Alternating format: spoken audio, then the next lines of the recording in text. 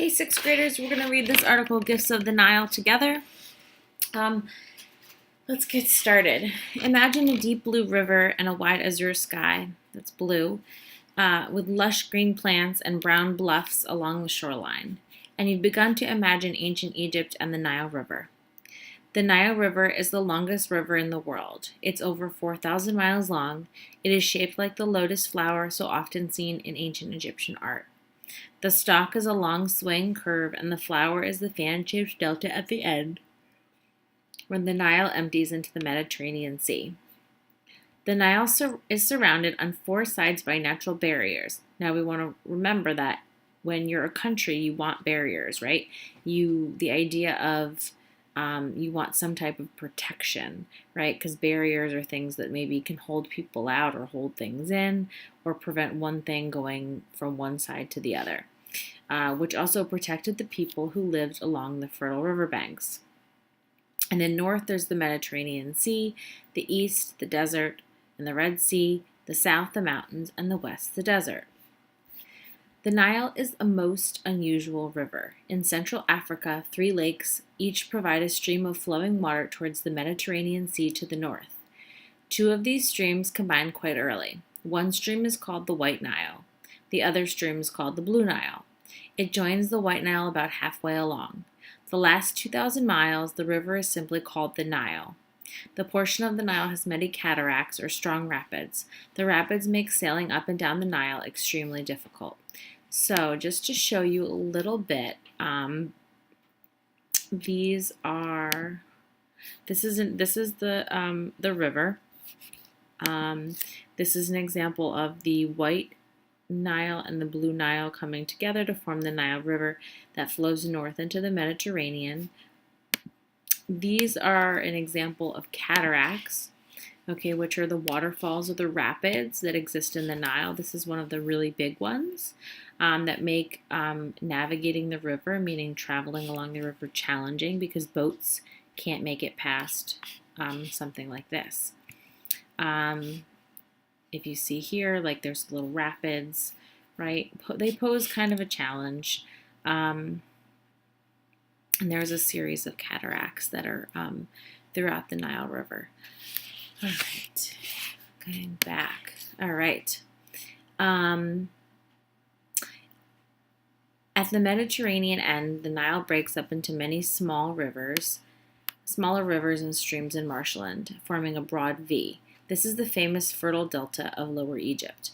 A delta is a triangle-shaped area of land made of soil deposited by a river. Another unusual feature of the Nile River is that it is one of the only few rivers in the entire world that flow from south to north.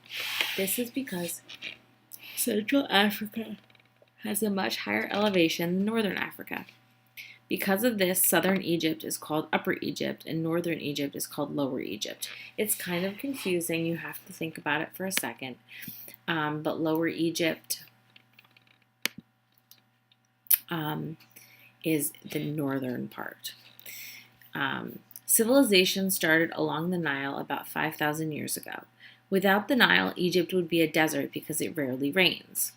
Because of the Nile and many gifts provided by the Nile, the ancient Egyptians enjoyed a high standard of living and a relatively peaceful life, compared to the other civilizations.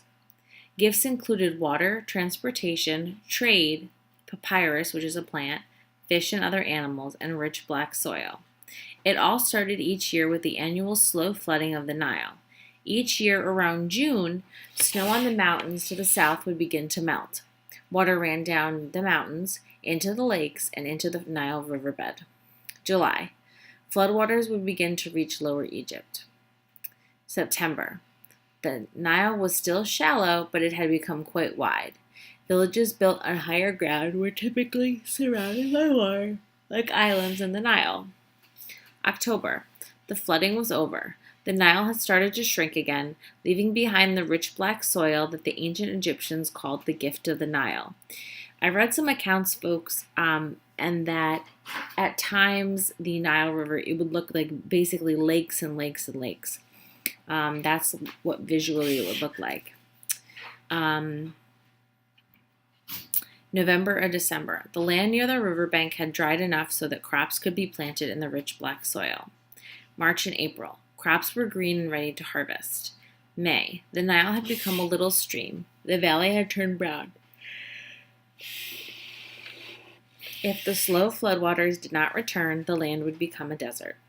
June. The cycle started over again. Snow on the mountains to the south would begin to melt. So it's interesting because people have asked me about, does the Nile River still flood? And actually it does not flood anymore.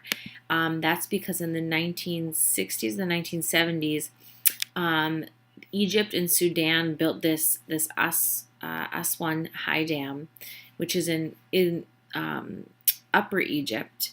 And basically this allows them to control the amount of water that comes through, and that controls the flood, so that they can conserve land, that they can kind of protect any things that are along the river that they do not want to be flooded. Another interesting feature of the Aswan Dam is that it is also generates electric power, so it's really good for the Egyptian economy. And that was built in like the 1960s, 1970s. All right, agriculture. As the floodwaters rose slowly and predictably around the same time each year, the irrigation ditches the ancient Egyptians had built filled with water. As the water receded, the farmers blocked the irrigation ditches to keep the water inside, water they used to help them grow crops in the rich black soil. So just to show you what an irrigation, I call them canals, but they've used them in Mesopotamia, and basically it's a way for them to guide water from a larger body of water to a smaller body of water. So if we can get a good picture here, I wish I had one quicker. Here's an example of some irrigation stuff where water can be brought from here. This is an example. And basically it allows them to bring water from one place to another without one by one bringing buckets. They grew figs, onions, pomegranates, apples, beans, garlic, chickpeas, radishes, spinach, turnips, lettuce, carrots, delicious, cucumbers, melons, pumpkins, grapes, barley, used to make bread and beer, and flax, which was used to make clothes. Linen clothes are made out of flax. The ancient Egyptians also built dams to keep the supply of water handy in case of a drought. Inventions. The shadoof. They invented the shadoof to help them lift water from the canals to the crops. A shadoof is a bucket on a rope that hangs from a frame on a pivot. They dipped the bucket in the water and spun the shadoof around so they could empty the bucket on the crops. It saved a lot of labor because they did not have to hand carry water. They used the shadoof to lift the water for them. So just to give you an example of what this was, I'm going to play this short video.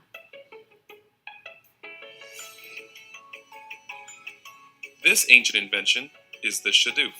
The shadoof is an irrigation tool originally developed in ancient Egypt around 2000 BC and is still used today.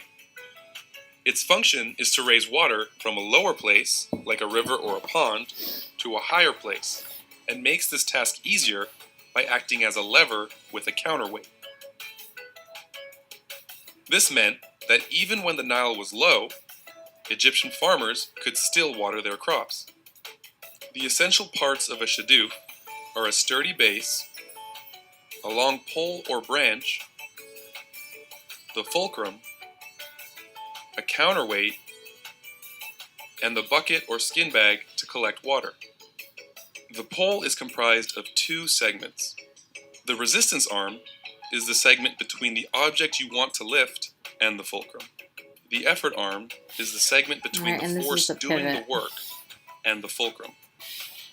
The shadoof is a first-class lever, which means it provides a mechanical advantage based on the position of its fulcrum on the arm. The longer your effort arm in relation to your resistance arm, the more of a mechanical advantage you have. All right, back to here. All right. Pasture land. The Nile provided pasture land. Herdsmen and shepherds pastured their animals in the marshes along the Nile. Beef, oxen, sheep, and goats provided meat, milk, hides, and dung for cooking fuel. Milk was highly prized, as was butter. Fish, game, and drinking water. The Nile was rich with food. Eggs were plentiful. There were ducks and wild geese and quails and water birds, as well as bigger animals like crocodile and hippopotamus. Fish was eaten by the lower classes. Also, the Nile was a river, not a salty sea. This meant the ancient Egyptians could drink the water, wash their clothes, and bathe as they did daily. Papyrus. Along the Nile, a plant called papyrus grew wildly along the river banks. The ancient Egyptians used papyrus to make paper, to build boats, to make sandals for their feet, and to make baskets to store their belongings and to carry their food. Boats were made out of papyrus because wood was scarce. So just to give you an example, here is like the papyrus plant. That's what it would look like. And this is making papyrus paper.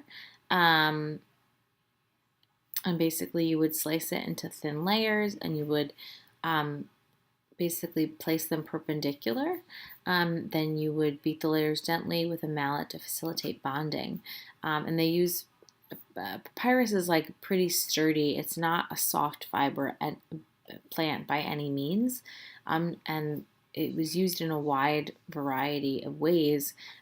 So because they didn't have trees like we have trees up here, so they had to use other natural resources. Transportation and trade. The Nile provided an easy, cool transportation and major trading route. The ancient Egyptians had cargo boats, passenger boats, funeral boats, and naval vessels. The prevailing wind along the Nile blows south to the current, and the current flows north.